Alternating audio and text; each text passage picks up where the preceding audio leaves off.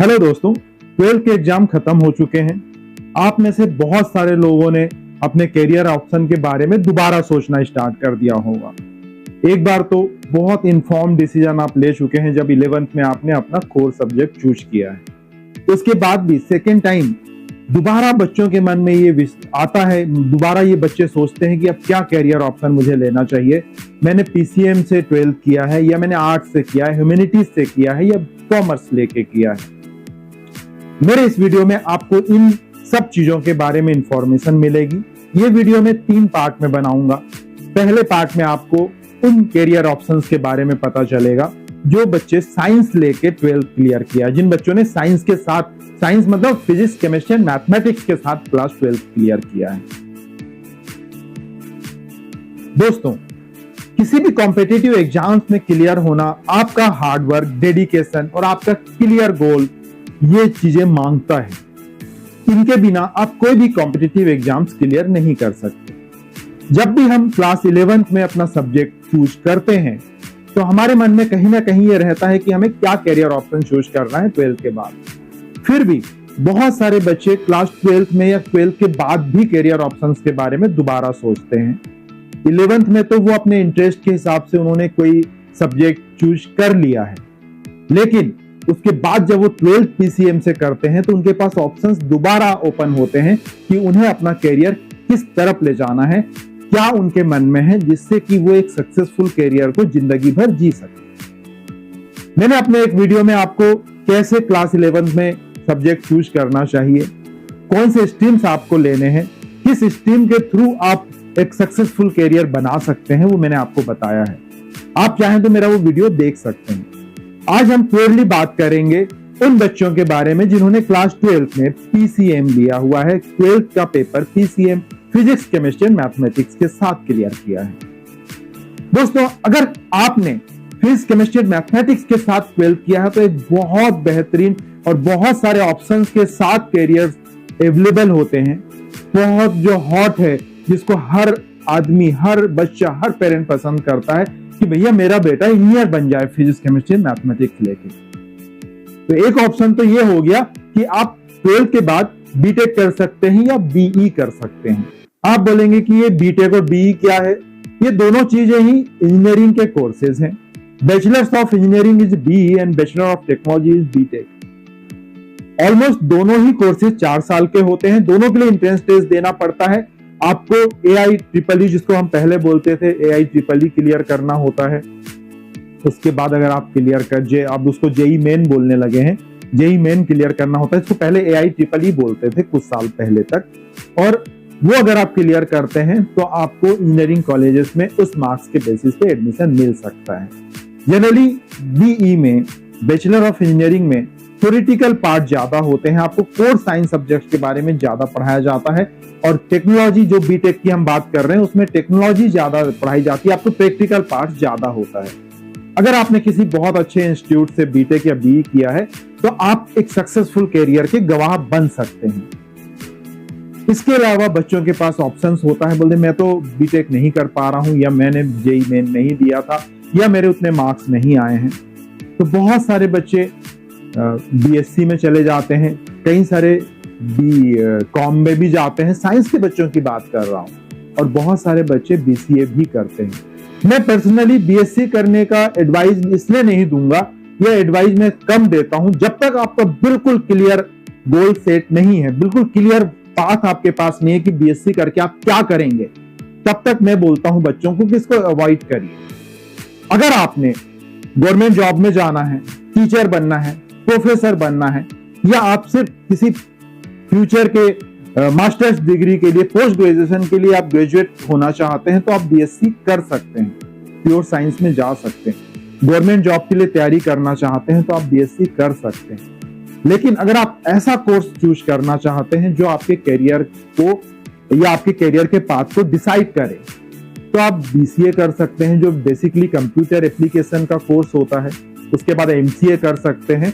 अगर आपने बीटेक नहीं कर पाया या आप बीटेक में एडमिशन नहीं ले पाए, लेकिन आपको कंप्यूटर इंजीनियर बनना है, तो ये एक ऑप्शन आपके पास हो सकता है। ये ऑप्शन बीएससी के बच्चों के लिए भी होता है। वो बीएससी करके अपना MCA कर सकते हैं, मास्टर ऑफ कंप्यूटर एप्लीकेशन। अगर कोई बच्चा BSc स्टैटिक्स के साथ कर रहा है तो भी उसके पास ऑप्शंस हैं।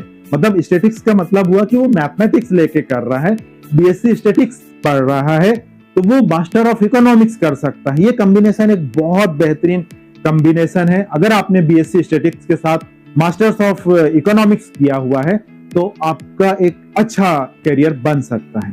इसके अलावा आपके पास ऑप्शंस आते हैं कि आप आर्किटेक्ट बन सकते हैं। आर्किटेक्चर की डिमांड बहुत ज्यादा है, अर्बनाइजेशन हो रहा है, नई नई बिल्डिंग्स बन रही हैं। जो बिल्डिंगें बन रही है ये आर्किटेक्ट का काम है, ये इनको डिजाइन करते हैं, इनको बनाते हैं। जो नया संसद भवन बना है या इस तरह की नई बिल्डिंग्स बन रही हैं ये आर्किटेक्ट ने बनाया है। अगर आपका रुझान डिजाइनिंग की तरफ है, आर्टिस्टिक है, तो आप आर्किटेक्ट का कोर्स भी कर सकते हैं किसी अच्छे इंस्टीट्यूट से। बहुत सारे लोग साइंटिस्ट बनना चाहते हैं, प्योर साइंस पढ़ना चाहते हैं, तो PCM आपको ये ऑप्शन देता है। फिजिक्स केमिस्ट्री मैथमेटिक्स अगर आपने 12th तक किया हुआ है तो ये ऑप्शन भी आपके पास है। इसके अलावा आप पायलट बन सकते हैं। पायलट बनने की जो मिनिमम क्वालिफिकेशन है वो फिजिक्स केमिस्ट्री मैथमेटिक्स के साथ क्लास 12th है। अगर आप पायलट बनना चाहते हैं, आप फिजिकली और मेंटली बहुत स्ट्रांग है, कम्युनिकेशन स्किल बहुत अच्छा है, तो आप पायलट की भी तैयारी कर सकते हैं। हाँ, डेफिनेटली थोड़ा सा इसमें एक्सपेंसेस ज्यादा होता है। आप पायलट भी कई तरह के होते हैं, कमर्शियल पायलट हो गए, प्राइवेट पायलट हो गए, डिफेंस पायलट हो, मतलब एयर फोर्स में आप पायलट बन गए। इस तरीके के कोर्सेज होते हैं। इसके अलावा एक बहुत अच्छा career physics chemistry and mathematics वाले बच्चों के साथ है कि आप साइंस के अलावा अगर आप लॉयर बनना चाहते हैं, आपकी एनालिटिकल एबिलिटी है, आप रीजनिंग अच्छा करते हैं, तो आप क्लैट का एग्जाम देके लॉयर भी बन सकते हैं। 5 साल का कोर्स होता है। अगर आपने क्लैट दिया, 150 नंबर का पेपर होता है, 2 घंटे का पेपर होता है। आपको जनरल अवेयरनेस, जो करेंट अफेयर है, इसके बारे में जानकारी होनी चाहिए। आप ऑलरेडी फिजिक्स केमिस्ट्री मैथमेटिक्स के साथ पढ़े हुए हैं, आपने 11th-12th में पढ़ाई की हो, तो एनालिटिकल एबिलिटी ऐसे ही आपकी अच्छी है, आपकी रीजनिंग अच्छी है, और आपको अगर नेशनल लॉ यूनिवर्सिटी में एडमिशन मिल जाता है तो भी आप एक बेहतरीन करियर के बारे में सोच सकते हैं। ये भी एक बहुत अच्छा ऑप्शन है दोस्तों। NDA, अगर आपको लगता है कि मुझे देश की सेवा करनी है, राष्ट्र भावना भरी हुई है और आप अपने लिए, अपने देश के लिए कुछ करना चाहते हैं, तो आप डिफेंस सर्विस में जा सकते हैं थ्रू NDA। NDA के लिए भी मिनिमम जो क्वालिफिकेशन है वो फिजिक्स केमिस्ट्री मैथमेटिक्स के साथ क्लास 12th है, जहां पे आपको 3 साल का कोर्स कराया जाता है। अगर आप NDA का एंट्रेंस एग्जाम क्लियर कर लेते हैं, इंटरव्यू क्लियर कर लेते हैं, फिजिकली और मेंटली आप फिट हैं, तो आपको 3 साल का कोर्स कराया जाता है, जहां पे एकेडमिक्स आपको बैचलर्स डिग्री मिलती है और आपकी फिजिकल ट्रेनिंग होती है फॉर आर्मी के लिए, एयरफोर्स के लिए, नेवी के लिए। आप लेफ्टिनेंट बनते हैं, मेजर बनते हैं, कर्नल बनते हैं, लेफ्टिनेंट जनरल बन सकते हैं। इस तरह के पोस्ट में आप जा सकते हैं। एयरफोर्स पायलट अगर आपको बनना है तो भी आप जा सकते हैं।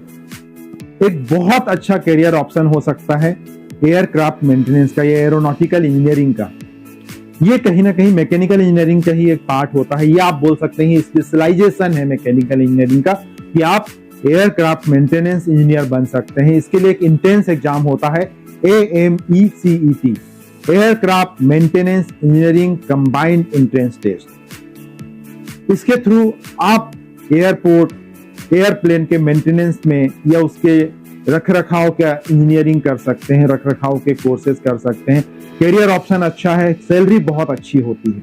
इसके अलावा एक और ऑप्शन है, क्योंकि आपने फिजिक्स केमिस्ट्री मैथमेटिक्स के साथ 12th किया हुआ है, आपको फ्यूचर में सिविल सर्विसेज में जाना है, गवर्नमेंट जॉब में जाना है, आप कोई कोर्स नहीं करना चाहते हैं, तो आप तैयारी कर सकते हैं किसी भी सब्जेक्ट में ग्रेजुएशन करके। ये ऑप्शन भी आपके पास होता है। साथ में करियर ऑप्ट करना, ये बहुत सोच समझ के डिसीजन लेने का एक सब्जेक्ट है, जो आपके प्रेजेंट फ्यूचर गोल को डिसाइड करता है। आपका करियर कैसे रहेगा, कैसे चलेगा, किस तरीके से आप अपनी जिंदगी जिएंगे, ये आपके इस डिसीजन पे डिपेंड करता है। अगर आपको कहीं पे भी कंफ्यूजन है कि मुझे क्या करियर चूज करना चाहिए, तो कोई डाउट नहीं है, कोई हेजिटेशन आपको नहीं होना चाहिए। किसी भी करियर काउंसलर से आप मिल सकते हैं, किसी एजुकेटर से मिल सकते हैं और उनसे भी गाइडेंस ले सकते हैं। अगर एक बार मिलने से काम नहीं चलता तो आप 2-4 बार भी मिल सकते हैं, जो आपको एक बहुत अच्छा गाइडेंस दे सकते हैं। तो अगर आपने फिजिक्स, केमिस्ट्री एंड मैथमेटिक्स के साथ 12 किया तो इतने सारे ऑप्शंस हैं। हो सकता है कुछ ऑप्शंस मैं अभी इस वीडियो पे नहीं बता पाया हूं, लेकिन वो ऑप्शंस भी हैं। जो मोटे मोटे या जो मेन ऑप्शंस हैं वो ये ऑप्शंस आपके पास हैं, जो मैंने आपको अभी डिस्क्राइब किया है। पहला, आप इंजीनियरिंग कर सकते हैं, बीटेक कर सकते हैं, बीएससी कर सकते हैं, बीसीए कर सकते हैं, पायलट बन सकते हैं, डिफेंस सर्विसेज में एनडीए के थ्रू जा सकते हैं, क्लैट के थ्रू आप नेशनल लॉ यूनिवर्सिटी में पढ़ सकते हैं, सिविल सर्विसेज की तैयारी कर सकते हैं। तो इतने सारे करियर आपके पास हैं दोस्तों। फिर भी मेरा एडवाइस है, जो भी करियर आप चूज करें, एक तो अपने इंटरेस्ट को देखते हुए, आपके कोर सब्जेक्ट में जो आपकी पढ़ाई है, जिस सब्जेक्ट में आप स्ट्रांग है, जिसमें आपको ज्यादा समझ है, जिसमें ज्यादा इंटरेस्ट है, उस सब्जेक्ट को लेके अपना करियर चूज करिए। डेफिनेटली सक्सेस आपके पास आएगी। किसी भी करियर को चूज कर रहे हैं, किसी भी कॉम्पिटिटिव एग्जाम को जा रहे हैं आप देने, तो हार्ड वर्क, डेडिकेशन बहुत इंपॉर्टेंट है।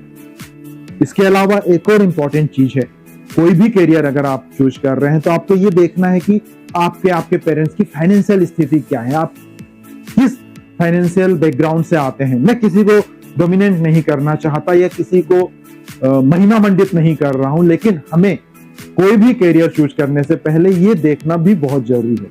जैसे मैंने आपको एक ऑप्शन बताया कि आप पायलट बन सकते हैं, पायलट डेफिनेटली बन सकते हैं, लेकिन पायलट बनने के लिए जो एक्सपेंसेस है वो बहुत ज्यादा है। मिनिमम में भी आज की डेट में 1 करोड़ के आसपास एक्सपेंसेस आता है। हो सकता है फ्यूचर में वो एक्सपेंसेस और बढ़ जाए। तो कोई भी डिसीजन लीजिए, उस स्थिति को देखते हुए लीजिए कि आपके पेरेंट्स की इनकम क्या है, कितना आप एक्सपेंस कर सकते हैं, कब तक आप इसकी तैयारी कर सकते हैं और कितने साल बाद अपना करियर बना सकते हैं। इंडिया जैसी जगह में, भारत जैसी जगह में जनरली बच्चों का करियर 23 से 25 साल तक बन जाता है। तो आपको ये डिसाइड करना है कि जो भी करियर ऑप्शन आप चूज कर रहे हैं इस टाइम पीरियड में, इस एज में, आप उसमें पहला दूसरा कदम बढ़ा चुके हैं। मुझे लगता है आपको ये वीडियो पसंद आया होगा। अगर आपके कोई भी डाउट है या किसी और ऑप्शंस के बारे में आप जानना चाहते हैं तो आप डेफिनेटली मुझे लिख सकते हैं, कमेंट बॉक्स में कमेंट कर सकते हैं। मैं आपके हर कमेंट का स्वागत करूंगा। और अगर वीडियो पसंद आ रहा होगा तो अपने उन दोस्तों के साथ आप ये शेयर कर सकते हैं जिसको इस वीडियो की जरूरत है, जो शायद इस वीडियो से बेनिफिट ले सके। Thank you.